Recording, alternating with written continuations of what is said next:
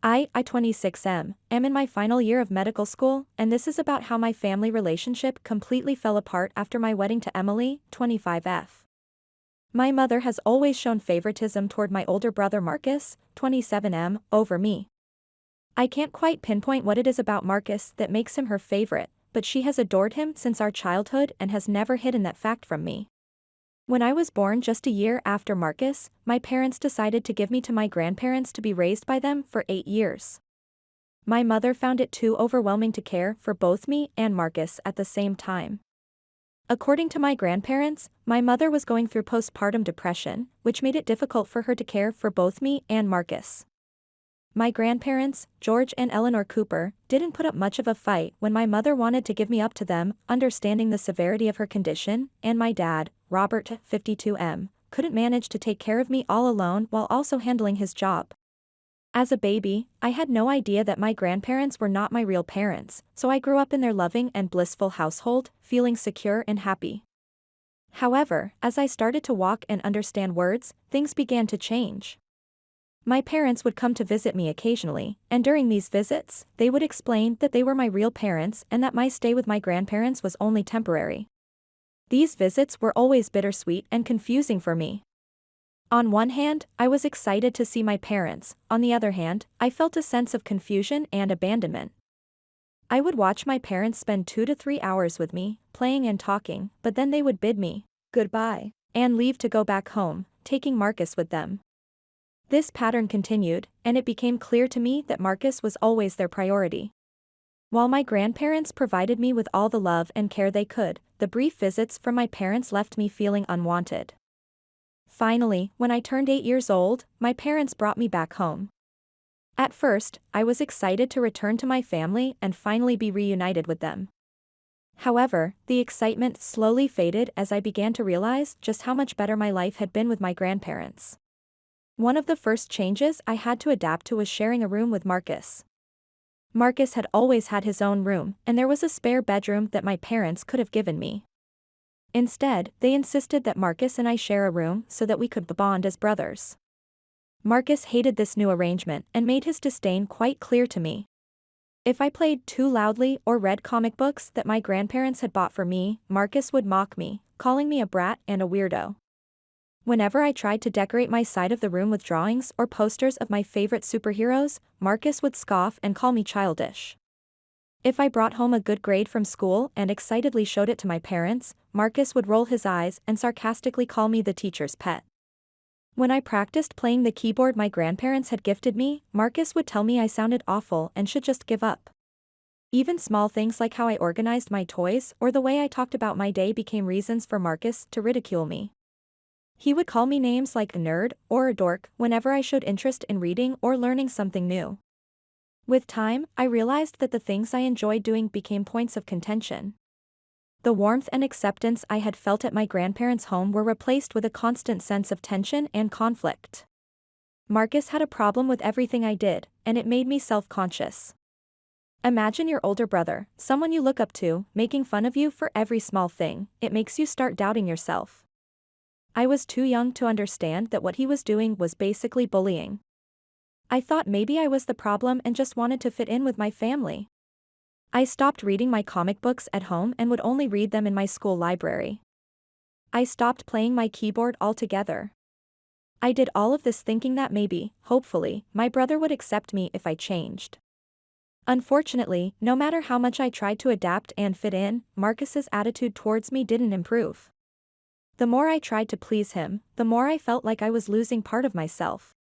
Even when I stopped doing all those things that annoyed Marcus, he would find new ways to mock me. I remember in my childhood I had a lot of pimples due to a skin condition, which has since been remedied. Marcus would constantly tell me how ugly I looked and that my face was disgusting. Hearing this was so hurtful that I would cry and go to my parents. Instead of supporting me and telling Marcus off, my mother Linda, 50F, would tell me to stop crying and be a man.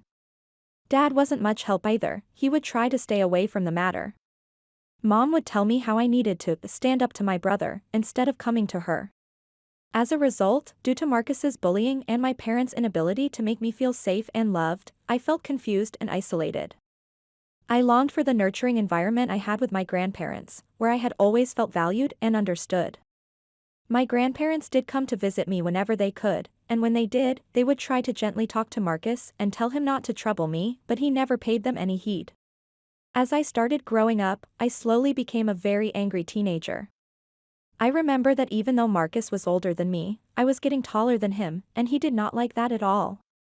He would bully me about my height, calling me a giant or a slender man to piss me off. However, this time, instead of asking my parents for help, I started giving it back to him by calling him a shrimp.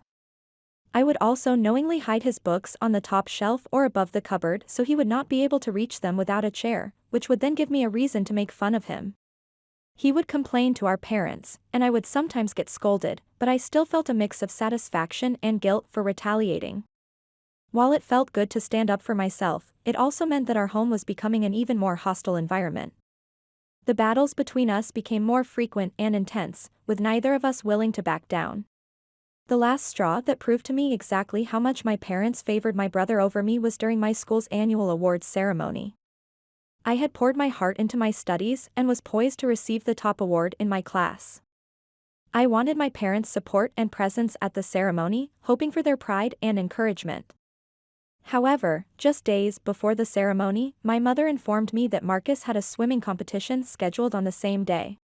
Despite my ceremony and his competition being hours apart, Marcus wanted to focus on his preparation, and according to my mother, he needed her more. She assured me that my dad would be there to support me. Though disappointed, I resigned myself to the idea that at least one parent would be there for me. On the day of the ceremony, I was shocked when even my dad didn't show up. At the last minute, apparently, my mom had called him urgently, saying Marcus was having a panic attack before his competition and needed him there to calm him down. Dad chose to rush to Marcus's side instead of coming to my awards ceremony. When I walked up to receive my award, I remember seeing no familiar face in the audience cheering me on. I felt nothing but a profound sense of loneliness and abandonment. Later, when I returned home, both my parents and Marcus were absent. I called them only to learn that they were still with Marcus. Hours passed before they returned, jubilant and celebrating Marcus's victory in his competition. He held an award in his hands as they told me how well he had performed in the competition. They hugged him tightly and praised his accomplishments as if it were the most significant event of the year. They didn't even apologize to me for missing out on my ceremony.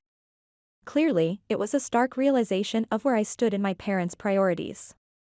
Despite my hard work and achievements, I was always overshadowed and unappreciated compared to Marcus. This pattern continued through my college years. When I got accepted into medical school, my parents barely acknowledged it, while they had thrown a huge party when Marcus got into a local state university. Even when I started dating Emily, who's a brilliant medical researcher, my mother found ways to criticize her. She would make comments about how Emily was too career-focused and not family-oriented enough, suggesting that I should find someone more traditional like Marcus's girlfriend.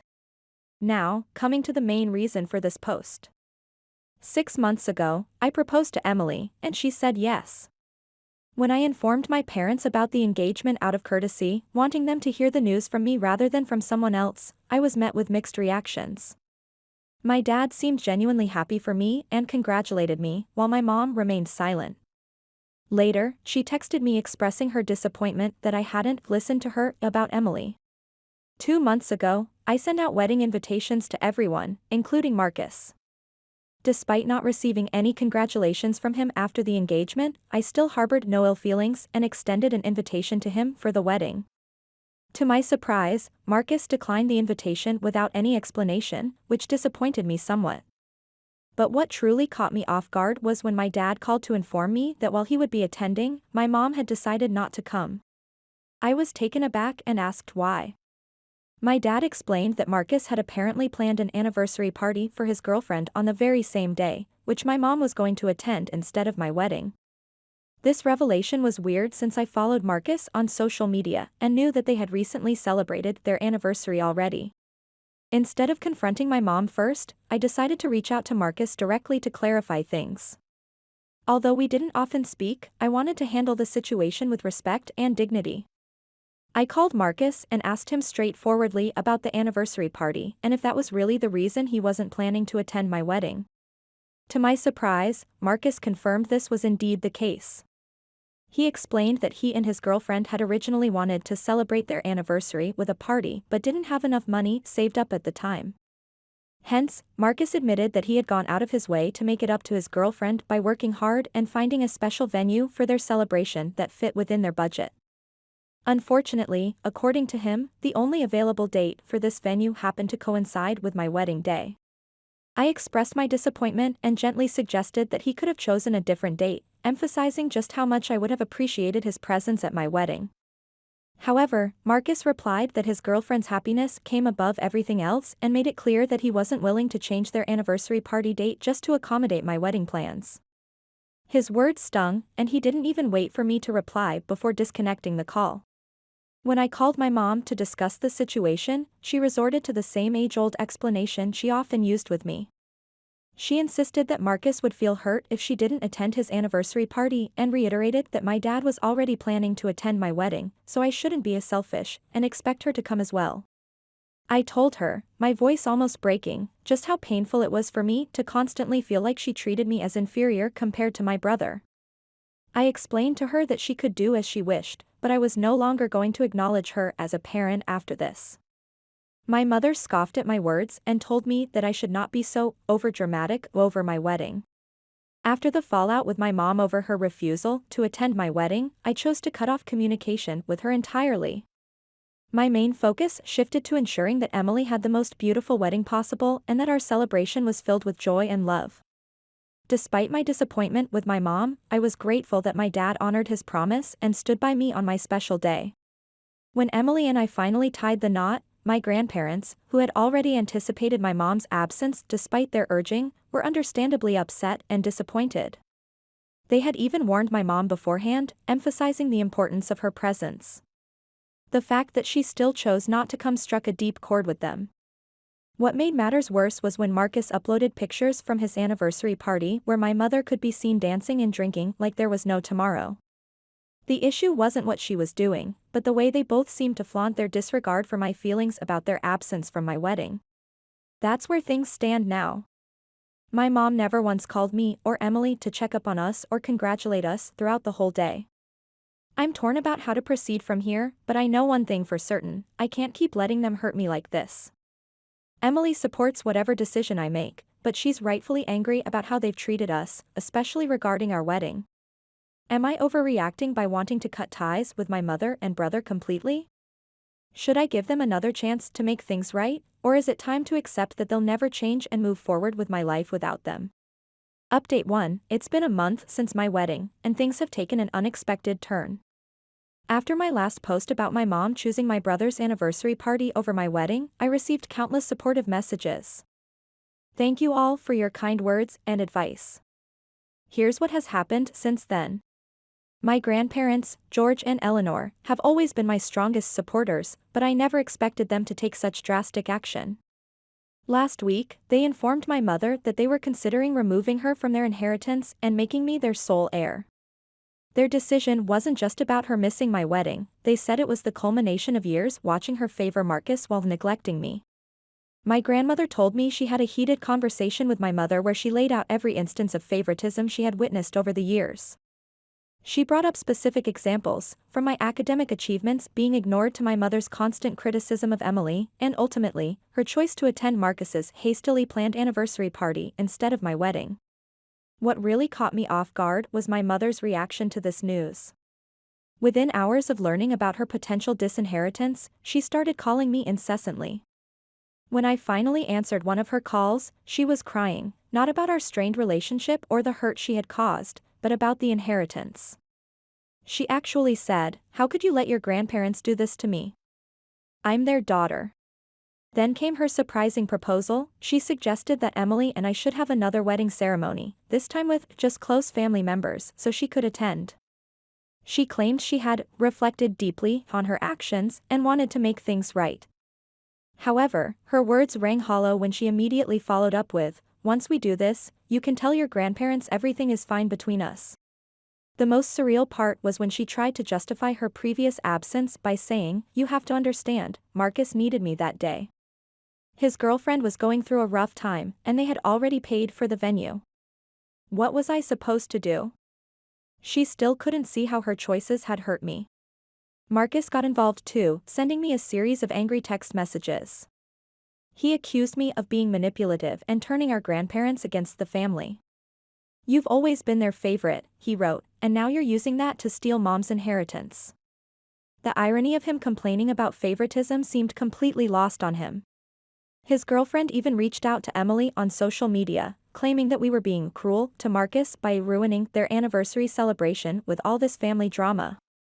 Emily blocked her immediately, but not before responding with, "Interesting how you're concerned about your anniversary celebration being ruined when you deliberately scheduled it on our wedding day. My father, who at least attended our wedding, is now caught in the middle. He called me yesterday, trying to play peacemaker. Your mother really regrets missing the wedding," he said. "Can't you just do this small ceremony for her? It would mean so much." When I pointed out that Mom seemed more concerned about the inheritance than our relationship, he went quiet for a moment before admitting, "She's not handling this well, but she does love you." Emily and I discussed the idea of having another ceremony, but we both agreed it would feel insincere. As Emily put it, a wedding isn't just a photo opportunity, it's about celebrating love with people who genuinely support us. Your mother had her chance to be there and chose not to be. What's particularly frustrating is how my mother has started rewriting history. She's telling family members that she had no choice but to miss the wedding because Marcus was going through a difficult time and needed her support. She's conveniently leaving out the part about it being an anniversary party that was deliberately scheduled on our wedding day. My aunt, Mom's sister, called me recently to share something interesting. Apparently, my mother had told her before the wedding that she was teaching me a lesson by not attending. She thought I would cave at the last minute and reschedule around Marcus's party. When that didn't happen, she was genuinely shocked that I went ahead with the wedding without her. The most revealing moment came during a phone call with Marcus last week. In a rare moment of honesty, possibly fueled by anger over the inheritance situation, he admitted that the anniversary party date wasn't the only available one. They had several options but chose our wedding date because his girlfriend thought it would be romantic to celebrate on the same day as a family wedding. When I asked why he would deliberately hurt me like that, his response was chilling. "You've always had everything handed to you by our grandparents. It's about time you learned what disappointment feels like." Emily's been my rock through all of this. She pointed out something I hadn't considered, that my mother's sudden desire for a new ceremony isn't about wanting to celebrate our marriage, but about performing the role of a caring mother for our grandparents' benefit. If she really wanted to make things right, Emily said, she would be apologizing for years of favoritism, not just trying to stage a photo opportunity. I'm standing firm in my decision not to have another ceremony. This isn't about punishment or revenge, it's about maintaining boundaries and self-respect. My mother had the opportunity to be part of one of the most important days of my life, and she chose not to be. No amount of staged photos or performative ceremonies can change that fact. For now, I'm maintaining minimal contact with my parents and no contact with Marcus. My grandparents have been incredibly supportive of this decision, reminding me that sometimes keeping toxic people at a distance is the healthiest choice we can make.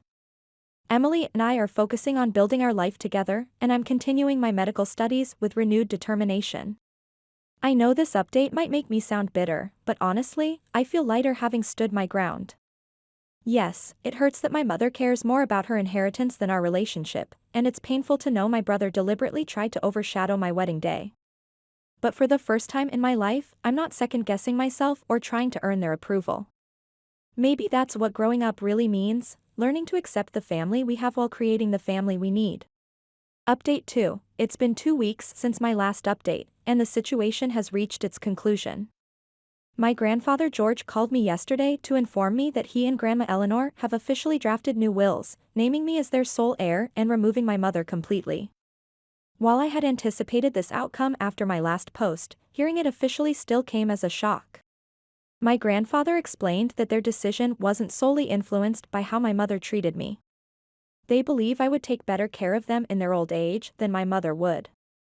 "We trust you won't abandon us to a care facility unless absolutely necessary," he said, adding that they have confidence in my ability to manage their finances responsibly as a future doctor. This news, as you might expect, hasn't gone over well with my mother Linda. She's been calling me incessantly and sending messages, accusing me of blindsiding her and claiming I have no right to inherit anything from her parents. It's almost like she thinks I'm stealing from her, even though I haven't received anything yet. When I firmly suggested that she address her concerns directly with my grandparents, she responded with accusations that I had manipulated my way into their favor. I reminded her that any changes in their will were a direct consequence of her own actions over the years, which had strained our relationship and influenced their decision. Our argument grew heated, and in a moment of raw honesty, or perhaps spite, she confessed something profoundly hurtful. She told me she wished I had never been born. She revealed that I was an accidental pregnancy and blamed me for causing her postpartum depression. The most shocking part was when she admitted that she had initially considered giving me up for adoption just to get rid of me, but decided against it because of her parents' conservative views, opting instead to have them care for me. Things were always easier with Marcus, she said. He never needed as much attention as you did. He never made me feel like a failure as a mother.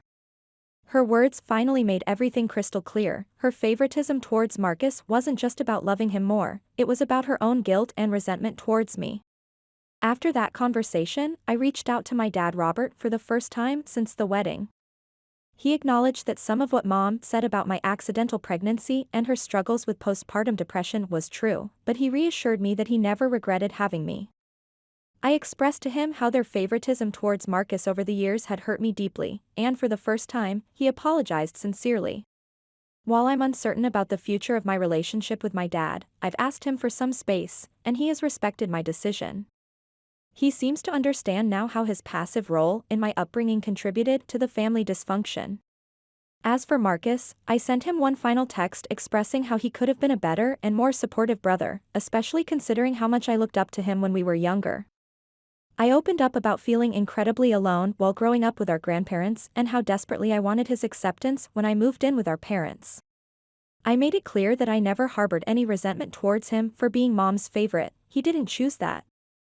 But I told him that instead of competing with me, he could have chosen to be a supportive part of my life. I also conveyed my disappointment in him as an older brother and stated that I was putting an end to our relationship. I've blocked his number and currently have no plans to unblock it in the near future. Emily continues to be my strongest supporter through all of this.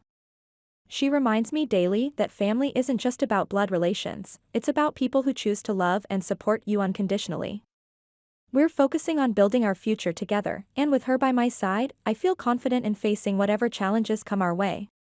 My mother's revelation about my birth and her resentment towards me was painful to hear, but in a way, it was also liberating. It finally explained the pattern of behavior I'd experienced my entire life.